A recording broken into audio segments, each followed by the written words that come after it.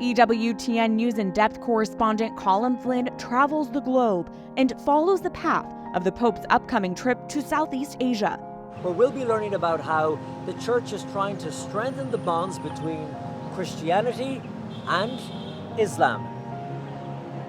Analysis of the mission and spirit of this challenging papal journey. As presidential nominees Donald Trump and Kamala Harris continue on the campaign trail through battleground states, candidate Harris does that first sit-down interview answering tough questions. This November, abortion is on the ballot in states across America. I'm Mark Irons with a report from Florida coming up. And just as important to some voters as the presidential election, we take a deep dive into abortion ballot initiatives across the country. EWTN News In Depth starts now.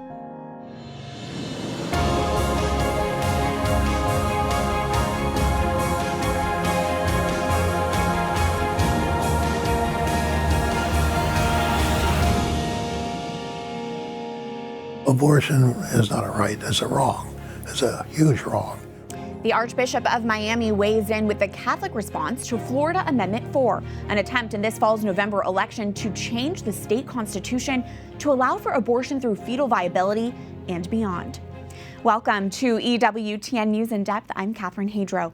When the U.S. Supreme Court overturned Roe v. Wade more than 2 summers ago, it shifted the abortion debate to the states. Ballot initiatives, which allow voters to shape their state's abortion laws, have become the latest front in the battle for life. And this November, a record 10 states will vote on abortion. This map from Catholic News Agency and EWTN Pro-Life Weekly shows where abortion is on the ballot. States in yellow will vote on whether to amend their state constitutions to include a so-called right to abortion. Arizona, Colorado, Florida, Maryland, Missouri, Montana, Nebraska, Nevada, New York, and South Dakota.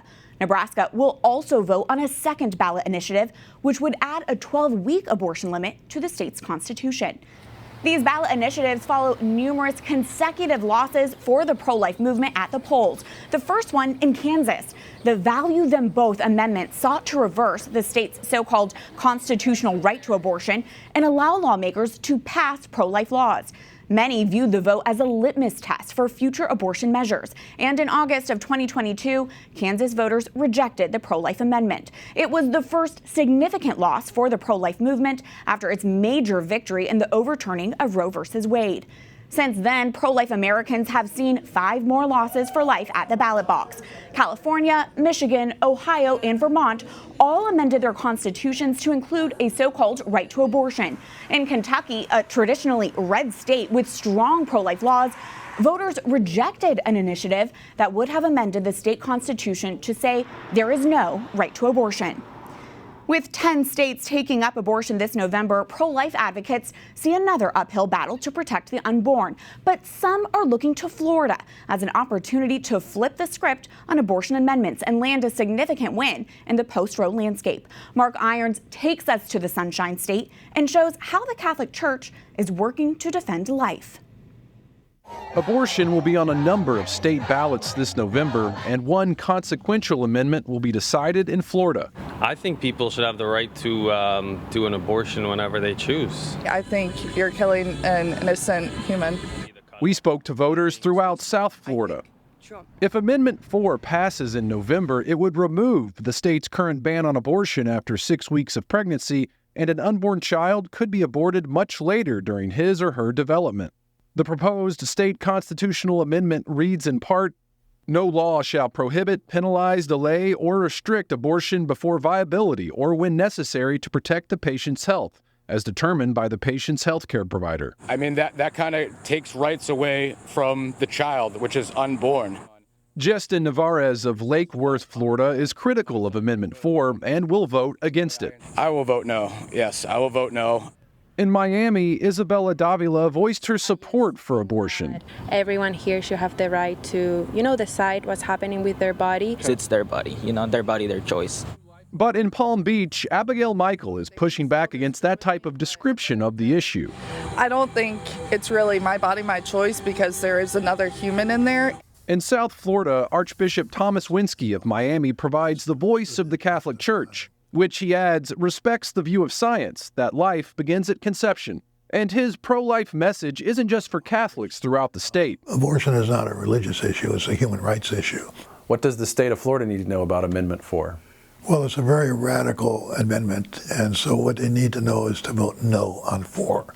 60% of Florida voters would have to vote yes on Amendment 4 for the measure to pass. Republican Governor Ron DeSantis, who signed the ban on abortion after 6 weeks, has warned the passage of Amendment 4 would mean the end of the pro-life movement in Florida. To eliminate all pro-life protections, parental consent for abortion, and have abortion all the way up to the moment of birth. Now, that is wrong. In the Sunshine State, abortion law will be decided by the people. We brought that issue back to the states, and now the states are voting on it. Many are wondering how one well-known Floridian will vote on the amendment. Donald Trump's Mar-a-Lago residence is across the water here in Palm Beach, Florida. The former president says abortion is an issue that each state should decide on. And Thursday, during an NBC News interview, Trump was asked how he would vote on Amendment 4. There's an abortion-related amendment on the ballot to overturn the 6-week ban in Florida. How are you going to vote on that? Well, I think the 6 week is too short. It has to be more time, and so and I've told them that I want more weeks. So you'll vote in favor of the amendment? I am going to be voting that we need more than 6 weeks. Soon after that, his campaign released a statement saying President Trump has not yet said how he will vote on the ballot initiative in Florida. He simply reiterated that he believes 6 weeks is too short. Deanna Mimoni, a Trump supporter from Delray Beach, hopes even those who think abortion should be allowed at certain times during pregnancy will object to unrestricted abortion access. I do believe that women have the right to choose, but I also think there has to be a limit to that choice. Amendment 4, no. I'm voting no on Amendment 4. The Archdiocese of Miami has rolled out a comprehensive campaign asking voters to do the same. Vote no on Amendment 4. By eliminating parental consent, Amendment 4 would make abortion the only medical procedure that a minor child can access in Florida. It's ambiguous. It's deceptive. To leave viability undefined gives complete freedom for elective abortion through the entire pregnancy. And Archbishop Winsky says if people are looking for more reasons to vote no on the amendment, I told them that last year in this state, 80,000 abortions took place. And those are 80,000 reasons why we should vote against 4 in November. Mark Irons, EWTN News In Depth. To get a sense of the full picture of what is happening across the country on the ballot initiative front, we are joined by Sue Liebel of Susan B. Anthony Pro-Life America. Sue has a national overview as the organization's state affairs director. She also serves a dual role as its Midwest regional director. Sue, welcome. It's great to speak with you. I first want to get your take on Florida. Some pro-lifers believe Florida could become the first state to defeat an abortion amendment. What are your thoughts? I think that's entirely possible. Don't give up hope. Stay in the game. Amendment 4 is so deceptive and so extreme that those facts have come out early and often. Governor DeSantis has been an incredible voice to get that message out so that the lies and the deception won't be believed. We've seen that, unfortunately, in other states.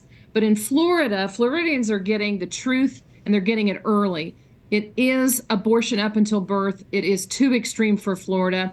Even President Trump opposes, you're not sure where he's at, but we know he opposes abortion after 5 months. And this amendment would go way past that. So we think Florida is a beacon of hope. You mentioned Governor DeSantis. Can you speak more about the role he's been playing in the state's pro-life momentum? And would you like to see more action from other states' pro-life governors and leaders?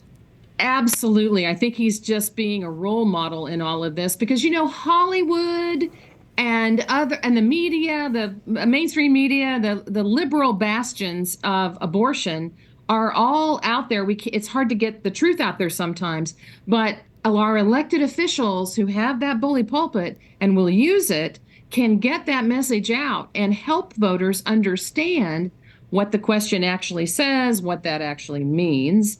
and how to vote. So I think that Governor DeSantis has really led the way. And I know I'm talking with other states and other governors about doing the same.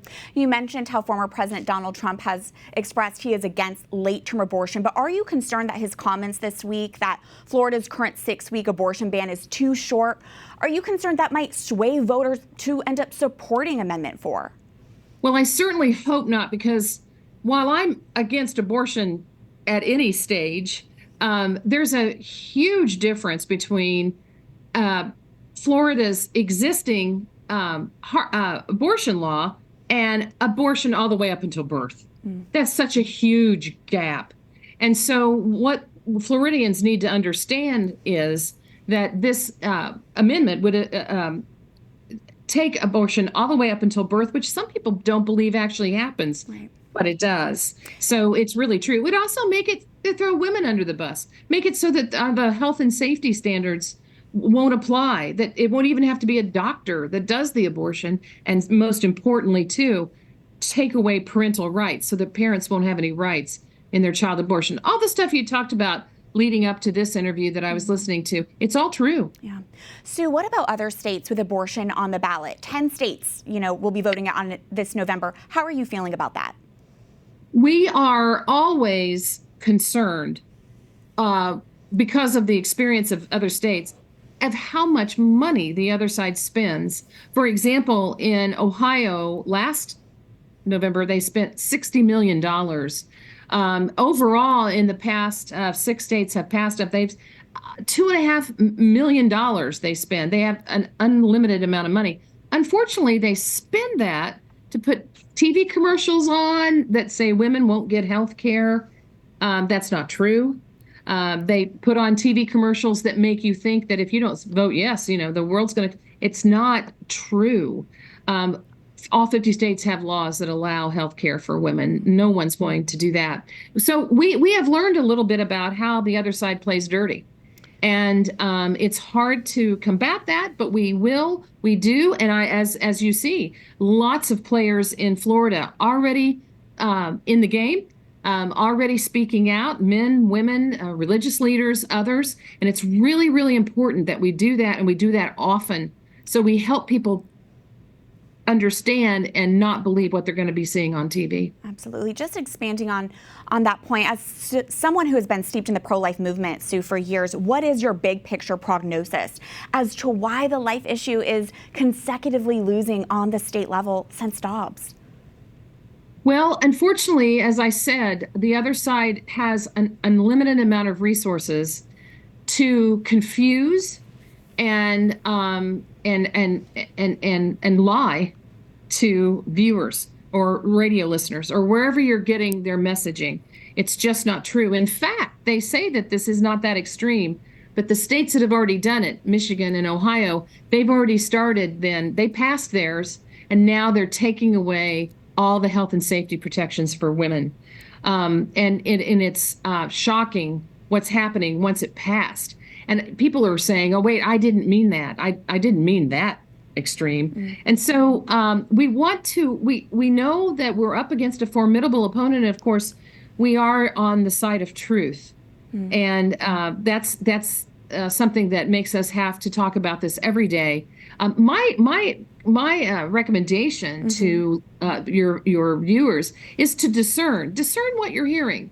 If you hear that TV ad or that radio ad that says that women aren't going to get the health care they need, I mean, really, is that really going to happen? Of course not. So we need to be discerning, probably more than we've seen in most modern times. There's also a trans aspect to this, and I hope that someday you'll talk about this on your show.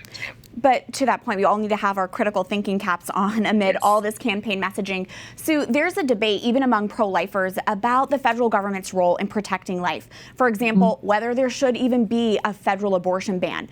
Given this political moment that we're in, can you speak to the importance of the state and the state's role in defending life right now?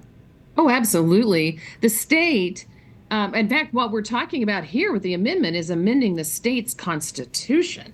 Not just a law, the actual constitution itself of Florida. or Missouri or Arizona or other states. So that's really going to the very foundational documents that we have, are our state constitutions. States are closest to the voter. So think about your state representative. Find out who your state representative is, your state senator, your governor. That's very, very important now for abortion policy. States will play a much greater role now. And you've seen it in Florida. They had a heartbeat bill, but then they had a 15-week bill, and then they went ahead and passed the heartbeat bill later when they had the opportunity to do after Dobbs. And of course, Governor DeSantis is speaking out and is being a leader in Florida. So it's really important at the state level. We also believe, though, I just really need to say that we do believe that there is still a federal role. For example, most countries, we're one of the very few countries that don't have some sort of limit. I'm not saying ban, but I'm saying maybe a limit when a baby can feel pain, or a first trimester limit, or take your pick. Absolutely. But most countries have that. And people need to know about that and, how extreme it is. Sue Liebel, we are so grateful for the national perspective that you bring. Thank you. Thank you.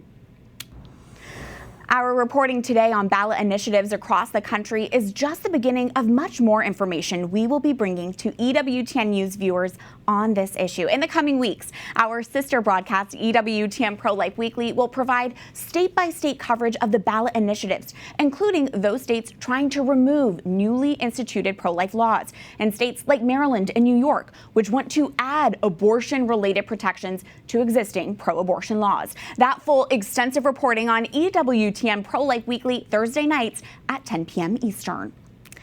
We are just getting started on this edition of EWTN News In Depth. After the break, we are on the road, jetting to Asia to trace the route of the next big papal journey.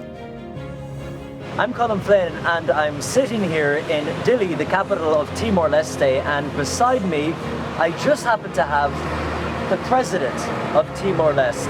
And coming up on the program, we'll be having a talk about how he feels about the upcoming visit of Pope Francis to his nation. Next, we take you on a whirlwind overview of the 4 countries in Southeast Asia and Oceania, anticipating the arrival of Pope Francis in his most ambitious and demanding international trip ever. EWTN News In Depth is coming right back.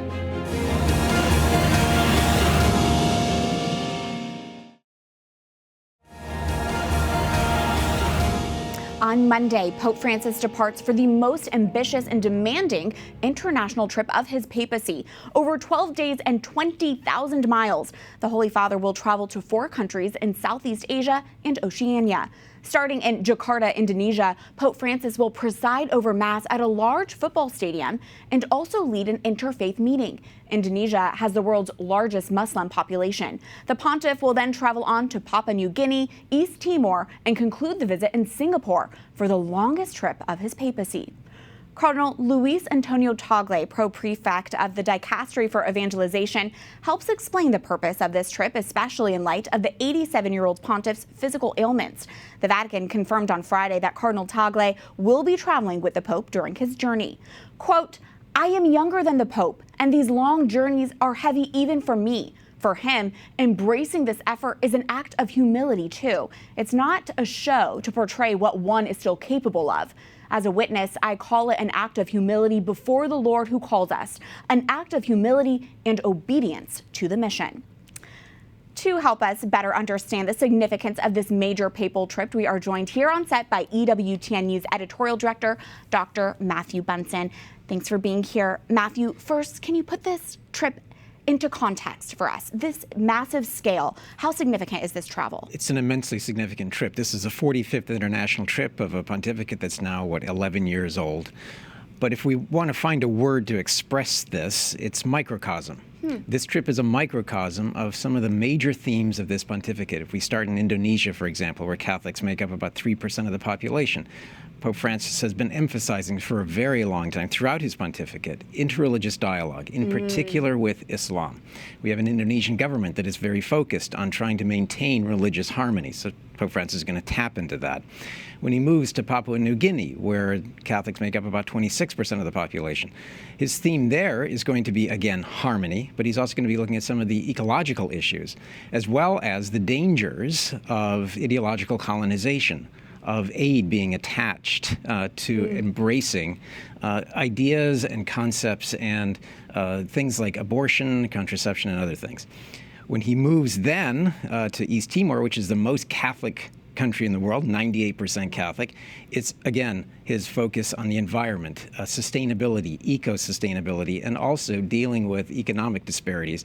Then he moves to Singapore, where you have one of the most rich and diverse cultures anywhere in Asia, anywhere in the world, really, with multiple religions, and there the key word is going to be fraternity. So, like you said, microcosm, hitting on a lot of themes that we've heard throughout his papacy. And Matthew, we know that our Holy Father has a slew of health issues. He's become more and more reliant on a wheelchair as of late. What kind of message does it send that he's taking this most ambitious trip amid his health problems and his age? Yeah, the scale of it, to use your word again, is really something we need to focus on. This is the first international trip he's taken in a year. There were serious questions as to whether or not he would even make this trip, and yet here he is. He's making a point. I think there are a couple of them. First, he's still very much committed to the peripheries, to going out, to be this evangelist out in the world. But again, he's focusing on Asia. Asia has been of great importance to him. So he's also making a statement. All eyes are on China, as always, but looking at where the church is growing fastest.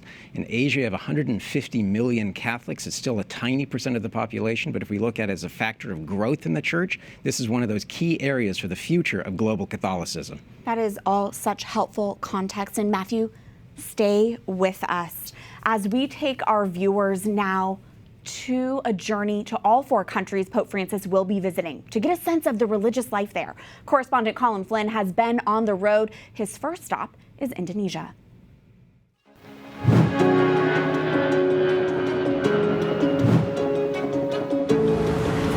Here in Indonesia, there are 29 million Christians.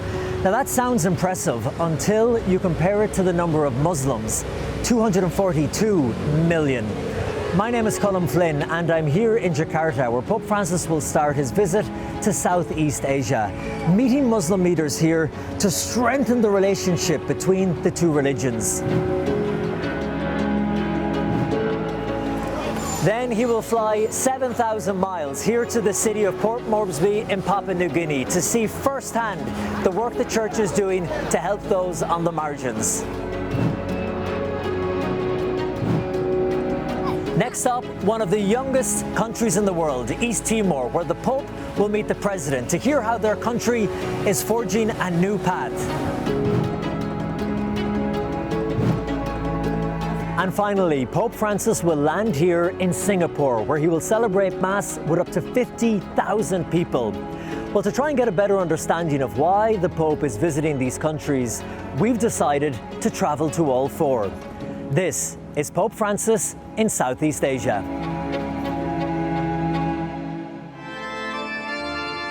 When Pope Francis announced he was embarking on this journey, the longest trip of his papacy, many were shocked. At 87 years of age, using a wheelchair, and with recent health scares, for the Holy Father, this will be a great challenge. It's also a challenge for the hosting countries. The last time Indonesia welcomed a Pope was John Paul II in 1989. In the Indonesian capital, Jakarta, at Our Lady of the Assumption Cathedral, I'm meeting Father Thomas Ismoyo. This area, around 400 chairs every weekend masses. And in terms of number, we only 3% out of total population. But in terms of our contribution to the society and to the Catholic worldwide, I think we play a significant role. Living across 17,000 islands, Indonesia has a population of 275 million, of which only around 3% are Catholic. But we don't feel inferior with the numbers. Quality is more important than quantity.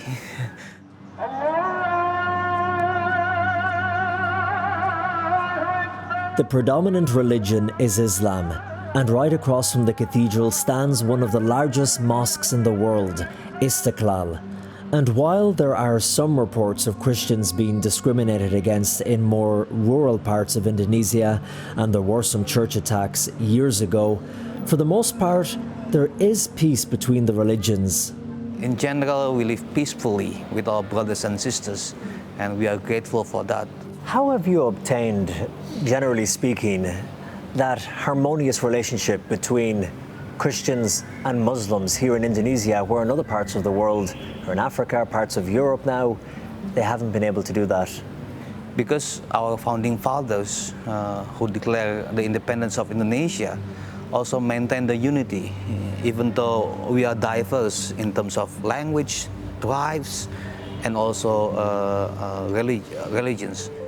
It was Sukarno, the first president of Indonesia, who insisted that the national mosque be built right across from the cathedral, and not on the other side of the city as others were pushing for. Indonesian Cardinal Ignatius Suharyo.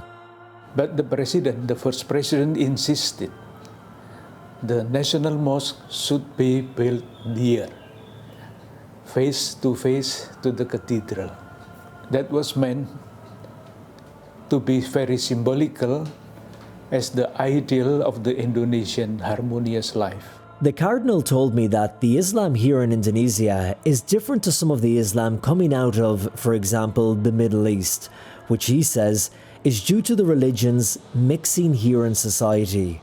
Some experts call it cultural Muslim.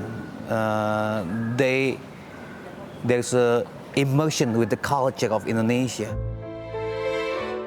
When Pope Francis arrives here at the cathedral, he will then visit the mosque across the street. But rather than crossing the road, he will use a newly government-constructed tunnel called the Tunnel of Tolerance, which links the grounds of the cathedral and the grounds of the mosque. Inside the Istiqlal Mosque, which holds 250,000 people, Pope Francis will meet the Grand Imam, Nasaruddin Umar. I think this is the only one tolerance tunnel in the world. What does the tunnel symbolize? We are from the grandfather, Abraham. We worship for the same God. Humanity is only one. The country may have been able to achieve religious harmony, but prosperity for so many of its people, it has not. And as night falls over the capital, the ordinary people of Jakarta struggle to make a living. I always feel very sorry to find that the people there, our brother, the same Indonesian, they have to live such way of living, very poor, very poor. Indonesia is very, what people say, religious countries. People are very religious. Everybody has religion. Yes. But we have to put a question mark, having religion and being religious. The corruption is so huge. Human trafficking is becoming more widespread. Last-minute preparations are underway to welcome the Holy Father. And for the Catholic community here, this is a very exciting moment. The coming of Pope is really, for me, very amazing. And, the presence of Pope physically for us is, really something for us. After Indonesia, Pope Francis will fly east to the country of Papua New Guinea. Papua New Guinea gained its independence from Australia in 1975 and today has a population of around 9 million. The country has mountains, dense rainforests and rich biodiversity. And here in the sprawling capital Port Moresby, in one of the city's busiest markets, I'm meeting Father Lawrence Irakiraj, a priest from India who has been here for 25 years. So this is the middle of the market where you see a lot of people around. So this is the evening time and people are buying and selling and usually it's like a finishing of the day. What's the Catholic community like here in Papua New Guinea? when you ask Papua New Guinea, it's like I would say mostly like a village. They're very strong. They have very strong faith because they're very committed. Father Lawrence explains that in a country where you have, for example, 800 languages, trying to bring about unity in Christianity is a difficult thing. Because we have Christian, but we have different denominations. In the future, there is a problem that they will be divided among the denomination. Such divisions among the denominations here in the Christian Church, okay. Cardinal John Ryabat is the Archbishop of Port Moresby and the most senior Catholic in the country. The last smile from the sun to us. Yeah, the last little kiss from the sun. That's right, kiss. As the sun gives us his last smile of the day, we sit down to talk about some of the challenges for the church here. Your Eminence, you grew up here in Papua New Guinea. Yes. What are your memories of growing up as a Catholic in the country? I was seeing my parents going to the priest, visiting the priest, and you see a community coming together. So you remember the sense of community? Yeah, that's right. Okay. Papua New Guinea, or community here, they are community addicted. Papua New Guinea is community addicted. And indeed, while here we hear from many people the importance of community for the locals. But the problem is, much like the multiple denominations among Christians, the people's communities exist within various tribes and clans, which can cause division and in some cases, vicious violence. Back in the villages, there are these are some cultures that are very strong, and especially with payback system. We say payback system, but this is an eye for an eye, tooth for a tooth. Really? That kind of thing. Even just 1 month ago, here in the Highlands, an estimated 40 people were massacred, others raped, and homes burnt down in a rural tribal dispute. Massacre in the remote Papua New Guinea. Even those bits of the jigsaw puzzle that we're able to put together from a great distance are horrifying. There are some places still that is very vicious and very strong. Really? Yeah, and that is up in the highlands. And what would happen in those tribal areas in the north? You see, one of the dioceses that was very kind of, and good people and so on, and it was kind of, we thought that things were okay and so on. But now we are hearing of some, really killing and so on like that. That is one of our dioceses. While here, Pope Francis is scheduled to visit a local ministry that cares for street children. That is, children who can't afford to attend school and so roam the streets every day. The sisters offer them a free education. And we try our best to teach them like A, B, C, D, how to spell their name, how to write, how to read. Why? 4 minus 3 equals to 1. The sisters here say what gives them the most joy is seeing the children leave the school after their studies, now with a better chance in life to have a brighter future. It's giving me more joy seeing them growing each day in their life, so they feel also that they are special and they feel that they have a place and they are loved by somebody. As the children in the school wait with excitement for the Pope, we are going west. Next, the Pope will fly to the small, young nation of Timor-Leste. This country only gained its full independence in 2002 after centuries of Portuguese colonization and a bloody occupation by Indonesia. The country is 97% Catholic, and in the capital Dili, Pope Francis will meet with the country's president and Nobel Peace Prize winner, President Jose Ramos Horta. From El Salvador. With a police escort, the president is driving us to his residence where he has agreed to an interview ahead of the Pope's visit. And he tells me his country is not the first, but the second most Catholic nation in the world. Because I'm told by the Vatican that the Vatican City is the most Catholic in the world. I have some doubts, but because it's Vatican telling you, so I accept. So we are Vatican tell you, so you accept. We are number 2, only because they are telling me that. On a more serious note, President Ramos Horta witnessed firsthand the terror that was inflicted on this country during the Indonesian occupation of 1975 to 1999. His own siblings were murdered and he was exiled from the country. Even after the occupation ended and when he returned, there was an assassination attempt made on his life. I didn't want any more Timoris to lose their life. And throughout all of this, he saw the role the Catholic Church played. For many, many years, the church was the only institution that provided education and then provide shelter for poor people. And then increasingly over as the country evolved, particularly during the struggle for independence, well, if it were not for the church sheltering people, saving lives, speaking out, I don't know whether we would be free today. Really? Yes.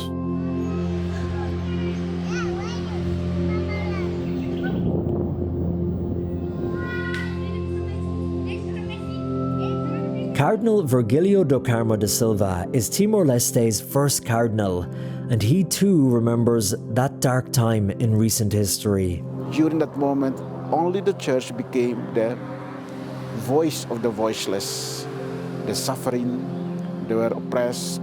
As a people, all of us, we feel that wound that has been caused by Indonesian to almost all families. And the church is still working today to help those in Timor-Leste, where 40% of the people are below the poverty line. And sometimes, when a child is born with a disability or special need, they are abandoned.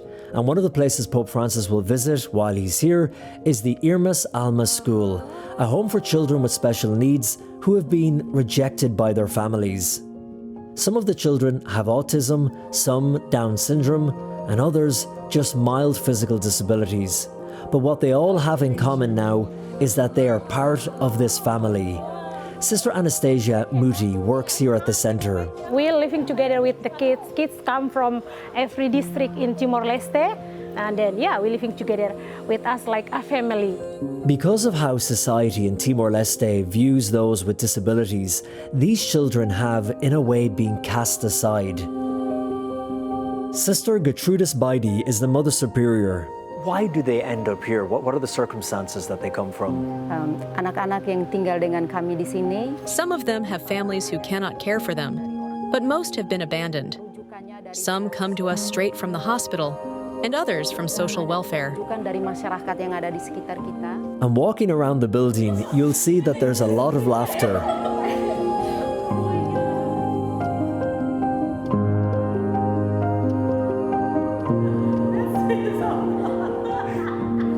Finally, the Argentinian Pope will depart Dili, East Timor, and fly around 1,500 miles west to the island of Singapore.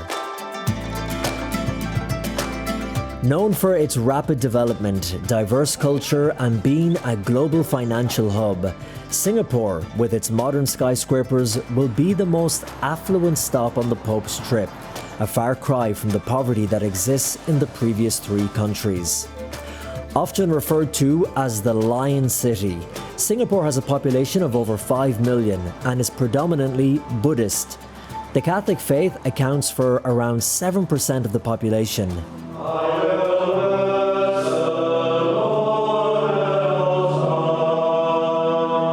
In the middle of the city is St. Francis Xavier Seminary, shaping the future priests of the country.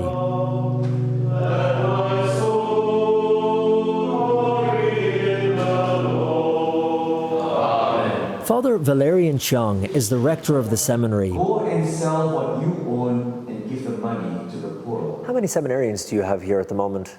Currently, we've got 22 seminarians for the Archdiocese of Singapore. Are those numbers good? Are they healthy for Singapore? It is good, but it's not replacement level. Because we have a number of priests who are retired, who passed on, the 20 will not replace. We can't. Yeah. Really? So although the numbers are good, they're not at that level you need to replace the priests who are leaving? At least in this current context, yeah. Father Valerian tells me that as Singapore's economy and prosperity rises, the time people devote to their spiritual life is decreasing, and sometimes even disappearing. There's a growing number, which is almost more than a fifth, is actually those who profess no religion. What do you put that down to, that growth in atheism? I would reckon, I think it's also affluence, materialism. It is a place where you can get what you want, you know, that kind of thing. And it's materially, people have gotten distracted, I would say. It's a big challenge for the church then, isn't it? Extremely challenging to get at least the young people to grow and realize that there is more to just gaining the material things of life. In the minority Catholic Church here, there are pockets of strong communities, like the one here at Divine Mercy Catholic Church.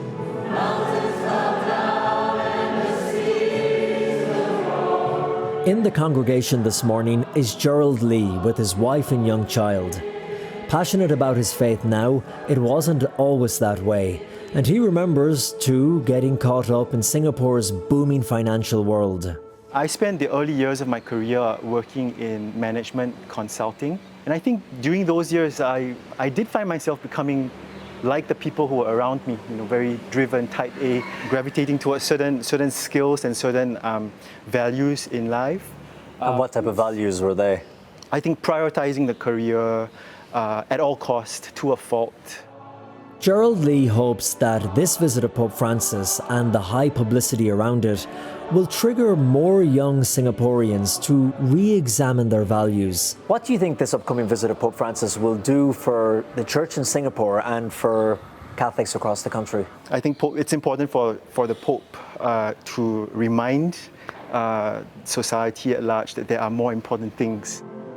Just from my interactions anecdotally with my friends in my circles, I think there actually is a sincere desire to search for more in life. I think that people are seeking. I think it's now the onus is on the church to go out and to find these people and to minister the love of Christ to them in a way that they can receive. In Southeast Asia, Colm Flynn, EWTN News In Depth.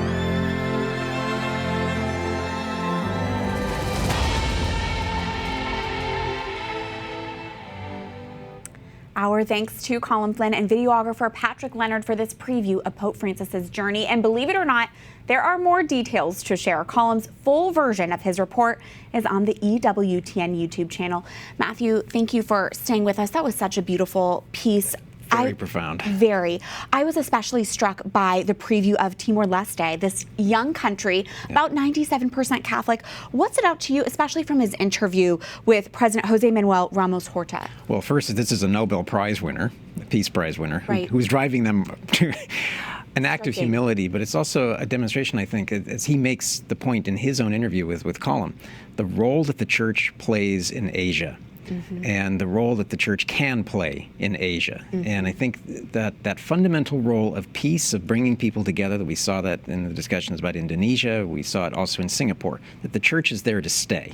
Yeah, absolutely. And in the end, at the end of this very ambitious, longest trip Pope Francis has taken ever, what do you think will be the lasting impact of it? Yeah, well, at the very start of our conversation, I used the word microcosm. Mm-hmm. One of the lasting parts of Francis' pontificate will be the images, the impressions that he leaves with people, just those small acts of mercy that we see. This trip is going to be filled with them. And one of the things that I think people will look back on is less than his words, but the fact that an 87-year-old, fairly frail pontiff flew 20,000 miles to spend time with them, to express that message of hope, of peace, of love. That's going to stay with them for a very long time, and I think will be one of the lasting legacies of Francis's vision for the church in Asia. So the act of traveling is a message in and of itself. It is. Matthew, thank you so much. Great to be with you. Great to be with you. News headlines are next in the Week in Review. The latest on the first proposed presidential debate. The interview. Candidate Kamala Harris takes the first tough questions since her presidential nomination. And a lone Israeli hostage is rescued. His story ahead.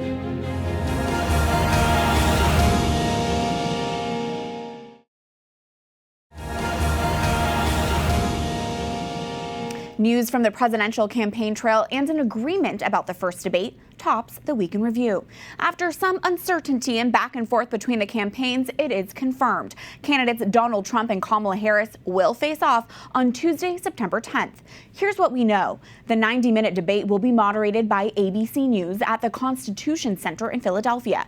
The candidates will stand behind lecterns. They will not be making opening statements, and they will not be allowed to bring notes. There will be no audience. And after some heated exchanges this past week, it was decided the microphones will be muted when candidates are not speaking. The rules are essentially the same as agreed to by the Biden campaign for the first debate, before President Biden dropped out of the race. I'm here today with a simple message for the American auto worker and for the American worker. Your long economic nightmare will very soon be over. It's going to be over. This week, the candidates were on the trail. Donald Trump campaigned on Thursday in battleground Michigan, his third stop there in 9 days. Speaking to workers at Alro Steel Company, the focus of his talk was on the economy, inflation, and manufacturing, key issues for many voters. Trump also promised while campaigning later on Thursday in Wisconsin that if he wins, he wants to make IVF treatment free for families. He did not detail how he would fund it or how it would work. The Catholic Church teaches IVF is morally unacceptable because it separates the Marriage Act from procreation and establishes the domination of technology over human life.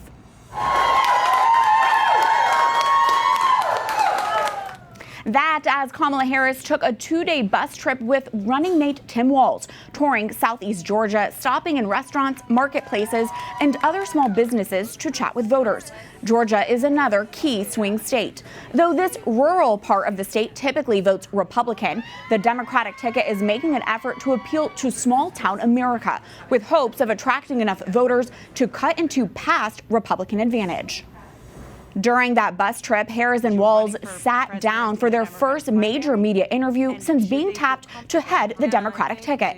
Some critics wondering why the vice president took so long to take journalist questions. Among many topics, she spoke about a future she sees for America. You mentioned, I'm so proud to be running with Tim Walz for President of the United States and to bring America what I believe the American people deserve, which is a new way forward, and turn the page on the last decade of what I believe has been contrary to where the spirit of our country really lies. But the last decade, of course, the last 3.5 years has been part of your administration. I'm talking about an era that started about a decade ago, where there is some suggestion, warped I believe it to be, that the measure of the strength of a leader is based on who you beat down, instead of where I believe most Americans are, which is to believe that the true measure of the strength of a leader is based on who you lift up. Harris added, as much as any other detail or issue that could be discussed in this election, that tone and attitude towards others is what is at stake. A new Gallup poll this month shows Americans' enthusiasm for voting has soared. The poll was conducted August 1st through 20th before the Democratic National Convention, but after President Joe Biden ended his re-election bid. About 7 in 10 Americans, a record high 69%, said they are more enthusiastic than usual about voting compared to previous elections. Gallup says Democrats and Democratic-leaning independents were largely behind the big numbers. How does that translate into Catholic voters? EWTN News wanted to find out. In partnership with Real Clear Opinion Research, our own election poll is now out in the field, centered on what Catholic voters think. The results next week, here on EWTN News In Depth, as well as commentary and analysis on EWTN News Nightly, Catholic News Agency, and the National Catholic Register. The FBI says the gunman who attempted to take former President Trump's life at a campaign rally last month saw the event as a target of opportunity. This week, investigators shared that and other new details related to the investigation. Investigators found 20-year-old Thomas Matthew Crooks made extensive attack planning before firing 8 shots at Trump on July 13th. He searched for campaign events for both Trump and President Biden, and later honed in on the former president's appearance in Butler, Pennsylvania, near his home after it was announced. His interest in both major political parties has stumped the FBI's efforts to find a clear motive and why Trump was ultimately targeted. The investigation, which has included almost 1,000 interviews and extensive analysis on the gunman's search history, is ongoing. An important visit to China this week for U.S. National Security Advisor Jake Sullivan, the first visit there by a White House security advisor in 8 years. The stated purpose of the 3-day visit was to keep communications open in a relationship between two superpowers, which has become increasingly tense in recent years. In meetings with Chinese President Xi Jinping, China's foreign minister, and top military generals, both governments expressed eagerness to keep relations on an even keel ahead of a change in the U.S. presidency in January. Both sides have been at odds over a trade war dating back to the Trump administration, global security, industrial policy, and serious escalation of clashes between China and the Philippines in the South China Sea. Here's analyst Gordon Chang, author of The Coming Collapse of China. This is going to get worse. When China saber rattles with Taiwan, that's huffing and puffing, because I don't think the Chinese military want to take on that island republic. But on the Philippines, they see it as a weakling. They see it as a big political win and a quick win without casualties. And so they're going to do things which make things even worse. They're going to go too far. We have an obligation to defend the Philippines. This is really serious. At the conclusion of the meetings, the two countries agreed to a phone call between Xi and Biden in the coming weeks, with a suggestion the two could meet in person at the Asia-Pacific Economic Summit this fall in Peru. Diplomatic talks continue this week in an effort to get Israel and Hamas to agree to details of a ceasefire and hostage release. While there has not been a breakthrough in the talks, U.S. officials say they are encouraged the talks continue and that regional escalation with Hezbollah and Iran has so far been prevented. Negotiators said the main issues in talks this week were the particulars and details of how to exchange hostages held by Hamas for Palestinians currently held in Israeli prisons. And this one ray of hope. Friends, family, and staff warmly applauded Israeli hostage Quaid Farhakhan al-Qadi upon his release from a medical center. Israeli forces found the 52-year-old in Hamas's extensive tunnels on Tuesday, the first hostage to be found alive in the underground network. A member of Israel's Bedouin Arab minority, al-Qadi was captured by Hamas forces on October 7th while working as a guard at a packing plant. After more than 10 months in captivity, al-Qadi was emaciated but joyful to be reunited with his family. One of his brothers said it's like he's come back to life. According to Israel, more than 100 hostages remain in Gaza. The Diocese of Avila in Spain reported this week the body of St. Teresa of Avila remains incorrupt almost 5 centuries after her death. The Spanish mystic's tomb was opened this week so Italian doctors and scientists can begin to study her relics. They found her relics in the same incorrupt condition they were in the last time her tomb was opened in 1914, 110 years ago. The Diocese of Avila says the process of reaching the silver coffin containing the doctor of the church's body was complicated, but eventually her silver tomb was opened in the presence of a scientific medical team and members of the ecclesiastical court. Scholars were struck by its magnificent state of preservation and robustness. St. Teresa of Avila is the founder of the Order of Descalced Carmelites, a Spanish mystic and the first woman doctor of the church, who died in 1582. Our final story today when EWTN News In Depth returns right after this. Glorious shot up the Champs-Elysees, then up to Triomphe in the distance. Excitement there. A spectacular scene as athletes in Paris prepare for the opening of the Paralympic Games. A Catholic perspective on celebrating the special example these athletes can set for us all.